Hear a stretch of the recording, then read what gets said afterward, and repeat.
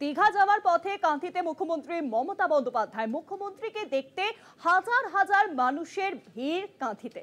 গাড়ি থেকে নেমে কথা বলেন মুখ্যমন্ত্রী সকলের সঙ্গে। দীঘা যাচ্ছেন, জগন্নাথ উৎসব আসছে, সেই উৎসব উপলক্ষেই কিন্তু দীঘা যাচ্ছেন মুখ্যমন্ত্রী মমতা বন্দ্যোপাধ্যায় কাঁথিতে। এবং মুখ্যমন্ত্রীকে দেখতে হাজার হাজার মানুষের ভিড় জমে কাঁথিতে।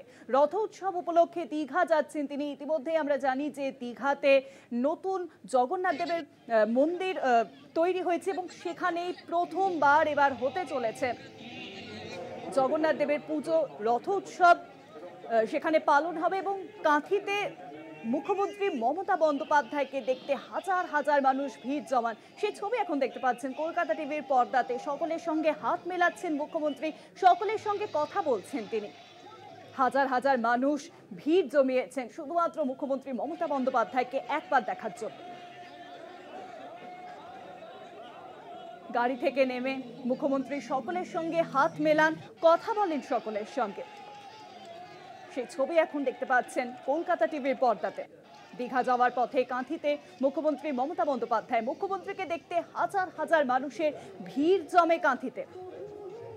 গাড়ি থেকে নেমে কথা বলেন মুখ্যমন্ত্রী সকলের সঙ্গে। সেই ছবি দেখতে পাচ্ছেন কলকাতা টিভির পর্দাতে এখন, সেই এক্সক্লুসিভ ছবি। হাত মেলান মুখ্যমন্ত্রী মমতা বন্দ্যোপাধ্যায় সকলের সঙ্গে, হাজার হাজার মানুষ ভিড় জমান একবার মুখ্যমন্ত্রী মমতা বন্দ্যোপাধ্যায়কে দেখার জন্য।